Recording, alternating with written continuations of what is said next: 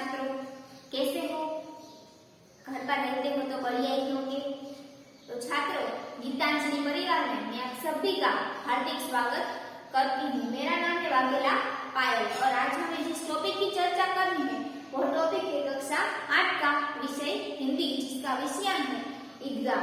और हम जानते हैं कि ईदगाह जो इकाई है उसके लेखक वो है प्रेमचंद। और हमें परीक्षा में इसका छोटा सा प्रश्न भी पूछा जाए कि ईदगाह इकाई के लेखक का नाम बताइए, तो आपको क्या लिखना होगा?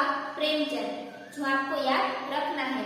तो छात्रों, यह जो ईदगाह है उसका प्रकार भी पूछा जाए तो वो क्या लिखना है आपको?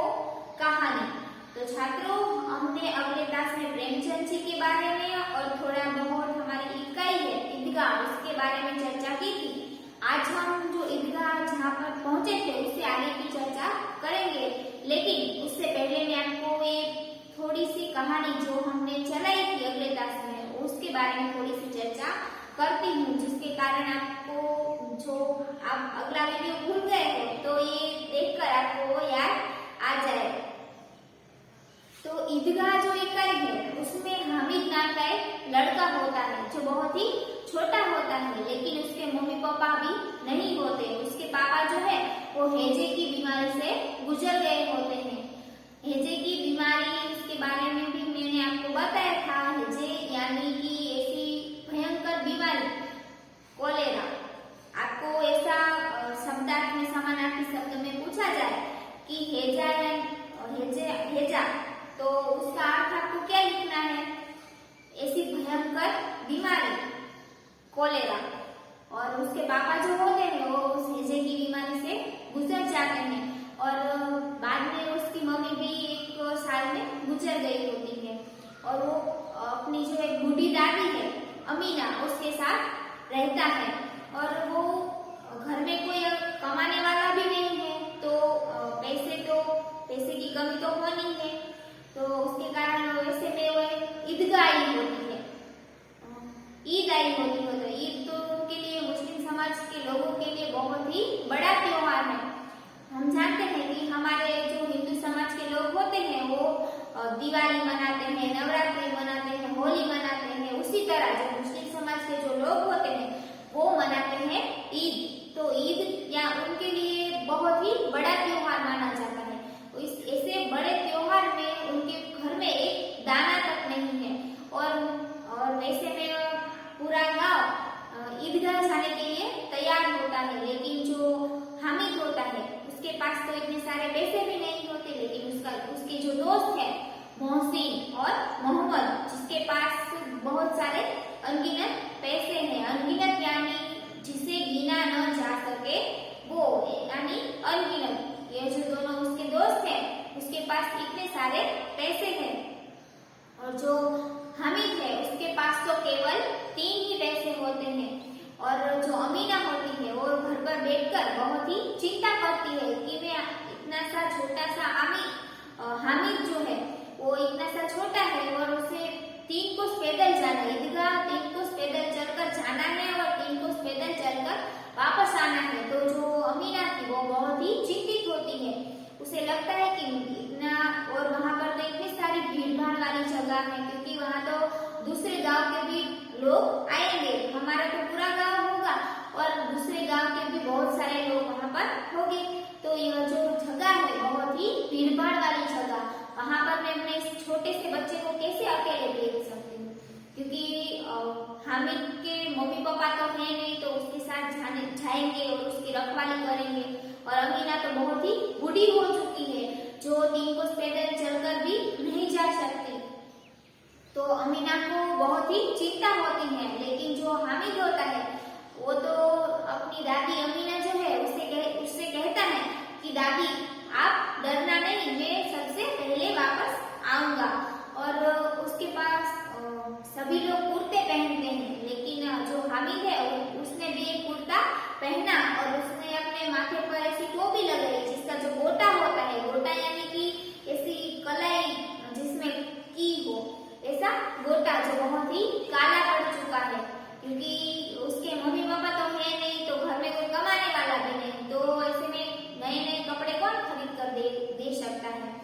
तो ये जो हामिद है उसने अपना जो काला पड़ गया ऐसे टोपी है जिसका गोटा काला पड़ चुका है, ऐसी टोपी लगाई और अपना कुर्ता पहना और उसके पास जूते भी नहीं।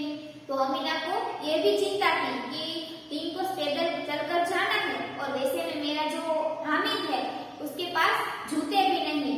और अमीना जो है वो हामिद को सिर्फ 3 पैसे देती है और अपने पास 5 पैसे रखती है और वैसे में उनके घर में 1 पैसे का एक दाना भी नहीं होता खाने के लिए। तो ये जो अमीना है वो ईद को गाली देती है, निगोड़ी कहती है, यानी दुष्ट कहती है कि ऐसी निगोड़ी ईद को किसने बुलाया होगा। और वैसे में हमारी जो हालत है, परिस्थिति वो भी बहुत ही खराब है, तो उसे बहुत ही चिंतित होती है और दुखी होती है और अकेले अकेले कोने में रोती है। और जो हामिद है वो पूरे गांव के लोगों के साथ एक साथ ईदगाह जाने के लिए निकलता है और वहां पर जब सब लोग पैदल जा रहे होते हैं तो जो हामिद है वो सबसे पहले दौड़कर आगे निकल जाता और कहीं पर जो वृक्ष हो जहाँ की वहां जाकर छांव में वो जाकर रुकता है और जो पीछे सारे गांव के जो लोग हैं उनके साथ उनकी राह देखता है और बाद में फिर उनके साथ साथ चलता है, फिर दौड़ के आगे निकल जाता है। और वैसे में कॉलेज आई, शहर आया तो कॉलेज फिर अदालत जैसी बहुत कला घर जैसी बहुत सारी बड़ी बड़ी बिल्डिंगें शुरू हुई और वैसे में ईदगाह वो लोग पहुंच जाते हैं। हमने यहाँ तक देखा था कि वहाँ पर बहुत सारी हलवाइयों की मिठाइयों की दुकान है और जो हामिद है वो मन ही मन सोचता है कि एक एक दुकान पर मनो मनो जैसी मिठाइयाँ हैं, मनो यानी 20 किलो, तो 20 किलो जैसी एक एक दुकान पर 20-20 किलो की मिठाइयाँ हैं, तो इतनी सारी मिठाइयाँ कौन खाएगा। उसे मन ही मन ऐसा विचार आता है। जो हलवाइयों की दुकान है, मिठाइयों की दुकान, वो भी बहुत अच्छे से सजाई हुई है और हमने यहाँ तक देखा था। अब हम आगे की चर्चा करेंगे, मैं पठन करूंगी, आप सब अपनी पाठ्य पुस्तक अपने पास निकाल लेना और साथ में अपनी बाजू में एक नोंद वही भी रखना। जो मैंने यहाँ पर ब्लैक बोर्ड पर लिखा वो भी अपने साथ साथ नोंद करते जाना। बड़ी बड़ी इमारतें आने लगी, यह अदालत है, यह कॉलेज है, यह कला घर है, आगे चले। हलवाइयों की दुकानें शुरू हुई, धीरे धीरे आगे चलते हैं तो वहाँ पर हलवाइयों की दुकानें शुरू होती है। आज खूब सजी हुई है, इतनी मिठाइयाँ कौन खाता है। देखो ना, एक एक दुकान पर मनो होगी, यानी कि एक एक जो दुकान है वहाँ पर 20-20 किलो जैसी मिठाइयाँ रखी हुई है। सहसा ईदगाह नजर आई। आप तो देख सकते हैं जो मुस्लिम समाज के जो लोग होते हैं उनके यहाँ इस प्रकार के जो ईदगाह यानी ऐसा जो मंदिर होता है, मंदिर तो नहीं, वो कहते हैं ना कि हमारी देवनसा है वहाँ पर ईदगाह है, ईद उसे क्या कहा जाता है, चलिए मुझे भी याद नहीं। बड़ी बड़ी इमारतें आने शुरू हुई और वहाँ पर ऐसे ही एक ईदगाह नजर आती है। इमली के घने वृक्ष की छाया है, दरगाह उसे कहते हैं, दरगाह जो हमारे देवनसा पीर पर ऐसी बड़ी सी दरगाह है। उसी तरह हमारे कोठारिया में भी ऐसी दरगाह है जहाँ पर मुस्लिम समाज के जो, हमारे हिंदू समाज में क्या होता है, मंदिर होता है जहाँ पर हम 2 हाथ जोड़कर पगे लगते हैं और जो मुस्लिम समाज के जो लोग होते हैं 2 हाथ ऐसे रखते हैं, इस तरह से दुआ मांगते हैं। और यह जो ईदगाह नजर आती है, इमली के घने वृक्ष की छाया है, वहाँ पर बहुत सारे ऐसे इमली के वृक्ष है जिसके कारण, इमली के घने वृक्षों के कारण नीचे बहुत सी अच्छी सी छाया है। नीचे पक्का फर्श है, नीचे अच्छा सा ऐसे कहा है कि अच्छा सा ऐसा फर्श लगा हुआ है और उस पर झाजी बिछाई है, जैसे कि अच्छा सा अच्छी सी उसे क्या कहा जाता है, जैसे कि लादी टाइल्स लगाई हुई है और उस पर अच्छी सी छतरंजी बिछाई हुई है और उस पर सभी लोग बैठे हुए हैं। रोजेदारों की पंक्तियां एक के पीछे एक न जाने कहाँ तक चली गई है। रोजेदार यानी कि जो रोजे रखते हैं जिन लोगों ने, वो लोग यहाँ पर ही आए हैं। यानी कि 30 रोजों के बाद ईद आती है, तो ईद इसीलिए सब जो लोग हैं जिसने रोजे रखे वो ईदगाह आए हुए हैं। और रोजेदारों की पंक्तियां एक के पीछे एक न जाने कहाँ तक चली गई है। जो नमाज पढ़ने के लिए आए हैं, जिस लोगों ने रोजे रखे, लेकिन यहाँ पर जो मेला है उसमें तो रोजे रखने वाले भी और नहीं रखने वाले तो छोटे छोटे बच्चे हैं और बड़े बड़े वृद्ध जिन्होंने रोजे नहीं रखे वो भी वहाँ पर मेला मनाने के लिए आए हुए हैं। यहाँ कोई धन और पद नहीं देखता। यह जो ईदगाह है वहाँ पर कोई धन और पद नहीं देखता, सभी लोग एक समान हैं। इन ग्रामीणों ने भी वजू किया और पिछली पंक्ति में खड़े हो गए। वजू यानी इस प्रकार की दुआ मांगते हैं जो मुस्लिम समाज के लोग करते हैं। कितना सुंदर संचालन है, कितनी सुंदर व्यवस्था। हजारों से एक साथ सिजदे में झुक जाते हैं। वहाँ की जो व्यवस्था है, जो लाइन टू लाइन सब लोग बैठे हैं, इस तरह नहीं कि कोई ऐसे बैठा है, कोई जैसे कि आप प्रार्थना सभा में बैठते हो स्कूल में, तो आप किस तरह से अच्छे से लाइन टू लाइन बैठते हो, उसी तरह ये जो वजू करने के लिए जो लोग बैठे थे वो भी इस तरह पंक्तियां में बैठे हुए थे। और कितना सुंदर संचालन था कि हम देखें तो हमारा भी मन भर लेता है। और सभी जो लोग हैं वो एक साथ अपना सिर जो है सिजदे में एक साथ अपना सिर झुकाते हैं और एक साथ खड़े होते हैं। मानव भातृत्व का एक सूत्र समस्त आत्माओं को एक कड़ी में पिरोए हुए है। एक कड़ी यानी एक क्रम में पिरोए हुए हैं। जैसे कि एक माला में के मोती जो है, उसी तरह ये जो सारे लोग हैं उन्होंने एक साथ अपने जो सिर है वो सिजदे में झुकाए और बाद में अपना जो सिर है वो एक साथ खड़े होते हैं। और जैसे कि भातृत्व यानी कि एक माला के जो मोती होते हैं, उसी तरह सभी लोग खड़े होते हैं। नमाज खत्म हो गई, लोग आपस में गले मिल रहे हैं। नमाज खत्म होती है और सभी जो लोग हैं वो आपस में गले मिलते हैं। तो गले मिलना एक मुहावरा है जो यहाँ पर आप देख सकते हैं कि गले मिलना, प्रेम से भेंटना। तो छात्रों, और हमें मुहावरे का अर्थ देकर वाक्य में प्रयोग करना है। इस तरह का प्रश्न परीक्षा में पूछा जाए तो आपको क्या करना है कि मुहावरा जो है गले मिलना, जिसका अर्थ है प्रेम से भेंटना। तो यह जो प्रेम से भेंटना है वो उसका अर्थ है, लेकिन हमें जो वाक्य में प्रयोग करना है, वाक्य बनाना है, वो वाक्य हमें किससे बनाना है? जो हमारा जो मुहावरा है गले मिलना, जिसका ही वाक्य में प्रयोग करना है। तो वाक्य आप देख सकते हैं कि नए वर्ष के पहले दिन सगे संबंधी एक दूसरे के गले मिलते हैं। तो छात्रों यहाँ पर देखिए गले मिलते हैं, इस प्रकार का जो यह जो हमारा मुहावरा है वो इस वाक्य में प्रयोग किया गया है। तो हमें जो मुहावरा दिया गया होता है उसका अर्थ जो है उसका वाक्य में प्रयोग नहीं करना, लेकिन किसका करना है? जो हमारा मुहावरा है उसका ही वाक्य में प्रयोग करना है। अब आगे देखते हैं। अब मिठाइयाँ और खिलौनों की दुकानों पर धावा होता है।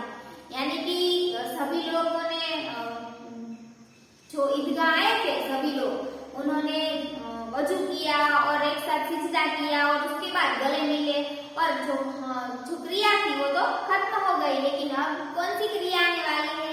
मेले में घूमने की। तो सभी जो लोग थे वो एक साथ जो हलवाइयों की दुकान है वहां पर उमड़ जाते हैं। ग्रामीणों का यह दल विषय में बालकों से कम उत्साही नहीं है। ग्रामीणों का जो ग्रामीण जो लोग है, ग्रामीण विस्तार के जो लोग आए हुए हैं जो ईदगाह पर, वो सारे लोग इस विषय में यानी कि मिठाई खाने के विषय में बच्चों से भी अधिक कम नहीं है। उन्हें भी मिठाई खानी बहुत ही अच्छी लगती है। यह देखो हिंडोला है, हिंडोला यानी मेला। हम मेले में जाएंगे, जन्माष्टमी के मेले में हम जाते हैं तो वहाँ बहुत सारे मेले होते हैं ना, उसी तरह यहाँ पर देखो यह हिंडोला है। एक पैसा देकर चढ़ जाओ। कभी आसमान पर जाते हुए मालूम होता है तो कभी जमीन पर गिरते हुए मालूम पड़ता है। हम हिंडोले में बैठेंगे तो जैसे कहाँ पर जाएंगे? कभी आसमान पर जाएंगे तो कभी धरती पर जब हम मेले में बैठे हुए होते हैं तो हमें कितना अच्छा सा महसूस होता है, बहुत ही बढ़िया सा। कभी जमीन पर गिरते हुए तो कभी आसमान पर जाते हुए मालूम पड़ता है। यह चरखी है यानी कि चकड़ी है। चरखी यानी चकड़ी। लकड़ी के हाथी, घोड़े और छड़ों से लटके हुए हैं। जैसे छोटे छोटे बच्चे होते हैं उनके लिए लकड़ी और लकड़ी के हाथी, घोड़े और ऊंट ऐसे जो छड़ी है यानी कि ऐसी जंजीर सांकड़ के साथ ऐसे हाथी और घोड़े और ऊंट लकड़ी के बने हुए जो हाथी, ऊंट और वो बने हुए हैं जिस पर बैठना है और गोल गोल घूमेंगे, इस प्रकार की चकड़ी है। आप मेले में जाते हैं तो आपके जो छोटे छोटे भाई बहन है वो ऐसी चकड़ी में बैठते होंगे। एक पैसा देकर बैठ जाओ और 25 चक्करों का मजा लो। जो लोग हैं हम जानते हैं कि हम मेले का दृश्य जो है बहुत ही उत्सुक सा होता है ना कि रसगुल्ले वाले होते थे तो वो भी जोर जोर से ऐसी माइक लगाए हुए होते हैं और जोर जोर से बोलते हैं कि 10 का रसगुल्ला, 15 का, इस तरह की कुल्फी। और फिर जादूगर देखिए तो वो भी इतने पैसे में, और इस चक्कर में बैठिए तो 25 रुपए या 50 रुपए। लेकिन यह जो पहले का समय है ईदगाह, उसमें तो सिर्फ 1 पैसा और 2 पैसे में ही बिठाते। लेकिन अब हमारे यहाँ जन्माष्टमी का मेला होता है तो 50 से कम तो किसी मेले में हम बैठ ही नहीं सकते। महमूद, मोहसिन, नूरे और सम्मी इन घोड़ों पर बैठते हैं। हामिद दूर खड़ा है। हामिद के पास 3 पैसे हैं। अपने कोष का 1 तिहाई सब चक्कर खाने के लिए नहीं दे सकता। वो जो कहता है कि अपना कोष यानी उसके पास जो खजाना है जो कितने पैसे का है, 3 पैसे का, वो कहता है कि मेरा जो 3 पैसे का खजाना है उसमें से मैं छोटी सी पाई भी नहीं खर्चूंगा। सब चरखियों से उतरते हैं, खिलौने लगे। जो बच्चे हैं मोहसिन, मोहम्मद, नूरे और समी, ये 3-4 जो बच्चे हैं जो हामिद के दोस्त हैं जो चक्कड़ी में बैठे हैं और उससे उतरकर ऐसा कहते हैं कि अब हम सब लोग खिलौने खरीदनेंगे। इधर दुकानों की कतार लगी हुई है। तरह तरह के खिलौने हैं।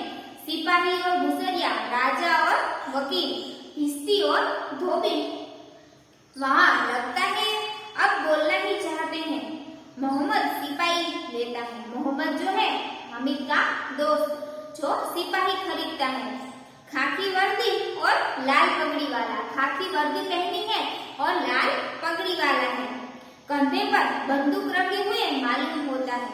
जो अपने कंधे पर इस तरह की बंदूक रखे हुए मालूम पड़ता है। आपने खिलौने तो देखे होंगे ना, आप जब मेले में जाते होंगे तो बहुत सारी ऐसी खिलौनों की दुकानें एक साथ कतार यानी पंक्ति लाइन में शुरू होती है। वहाँ पर बहुत सारे खिलौने हमें देखने को मिलते हैं, तरह तरह के खिलौने जो ऐसा लगता है कि जैसे खुद ही अभी बोलेंगे और अभी बोलेंगे। कंधे पर बंदूक रखे हुए मालूम होता है। अभी कवायद के लिए चले आ रहा हो। कवायद यानी परेड। परेड यानी जो बच्चे हो, जो सैनिक होते हैं, वो सैनिक जैसे हमारे पाकिस्तान के साथ युद्ध होने वाला हो तो एक साथ से परेड करने के लिए निकल जाते हैं, युद्ध करने के लिए निकल जाते हैं।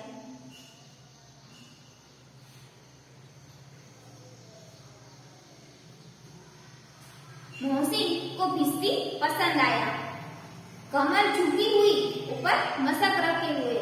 मोहसिन जो था उसे भिस्ती पसंद आता है और वो उसकी जो भिस्ती उसने खरीदा जो खिलौना, वो उसकी जो कमर है वो झुकी हुई होती है और अपने ऊपर मशक रखे हुए होते हैं। मशक यानी जिसमें पानी भरकर भिस्ती ले जाता है।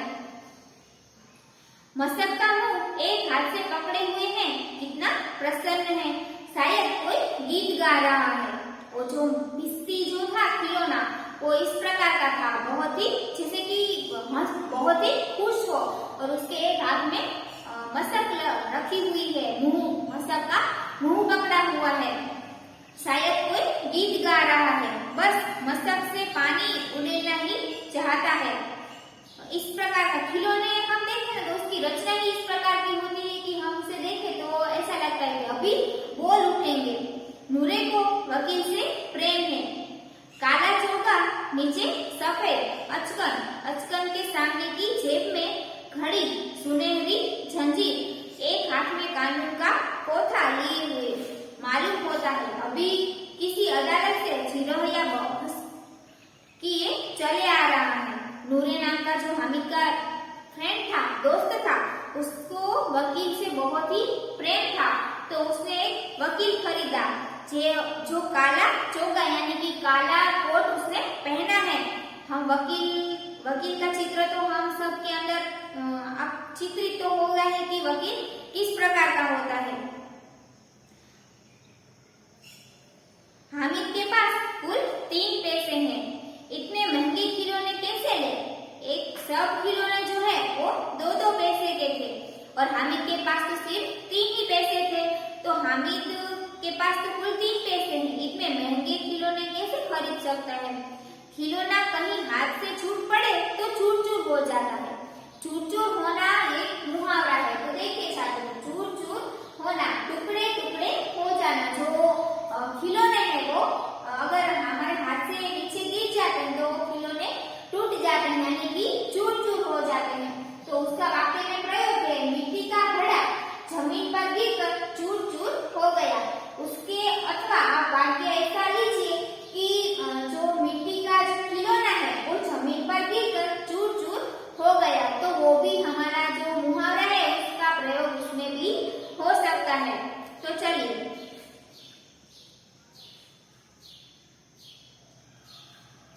खिलौना कहीं हाथ से छूट पड़े तो चूर-चूर हो जाता है।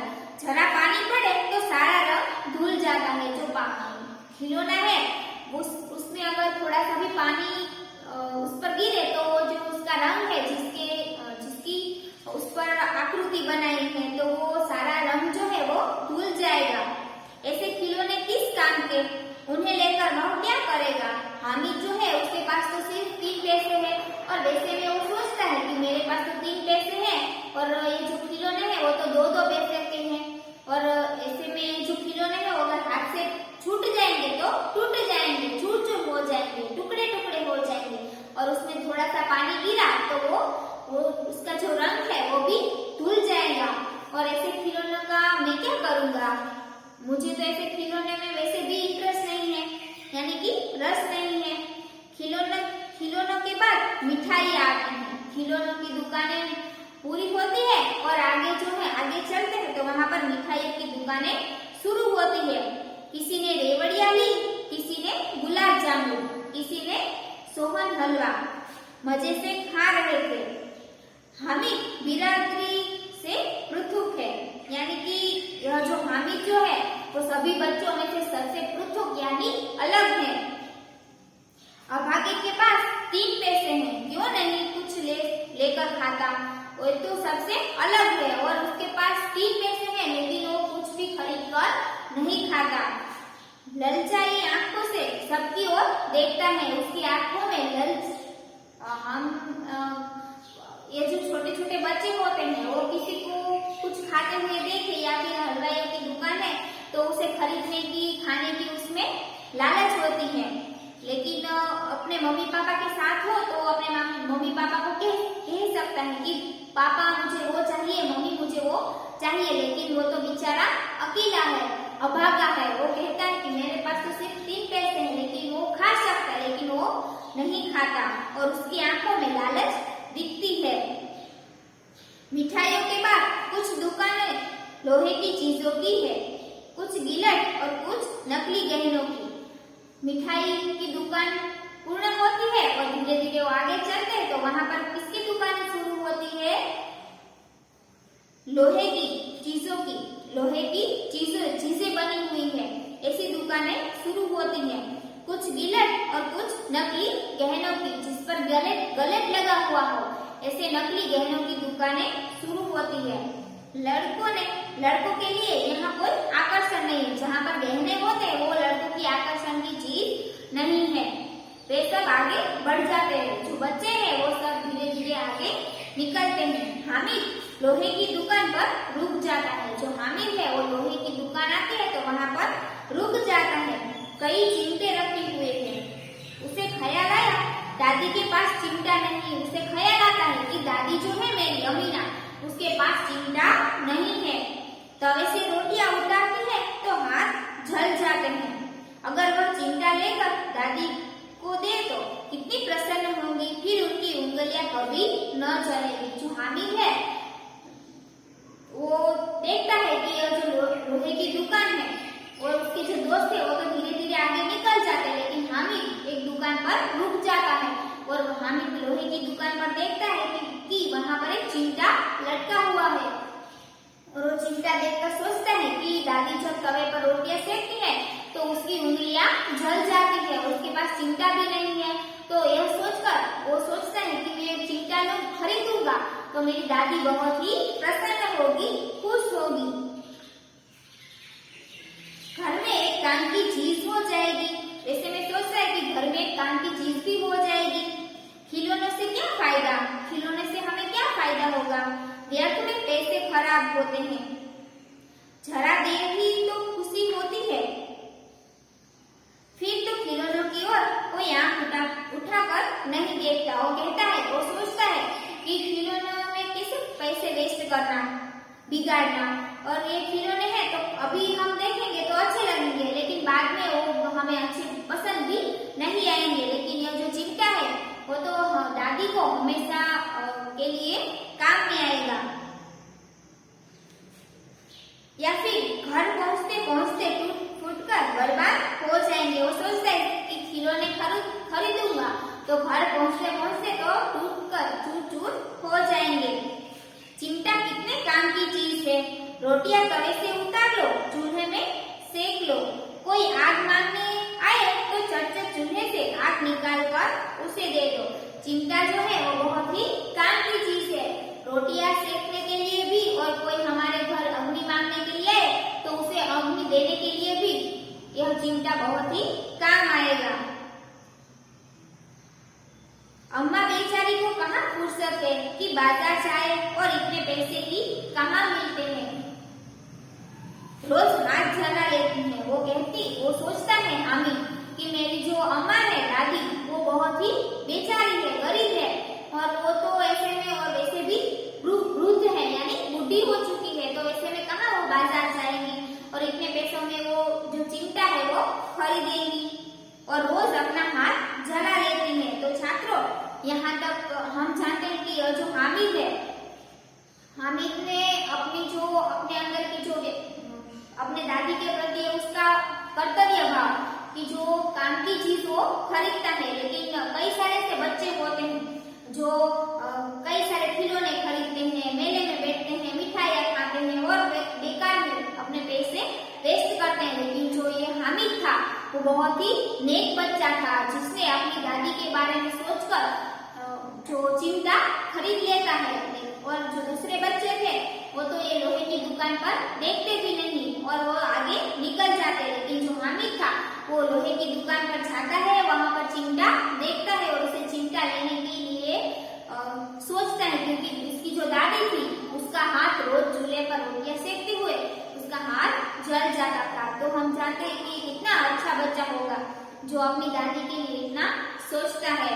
तो छात्रों, हम आज जो इकाई है हमारी ईदगाह वो यहाँ तक हम रखते हैं।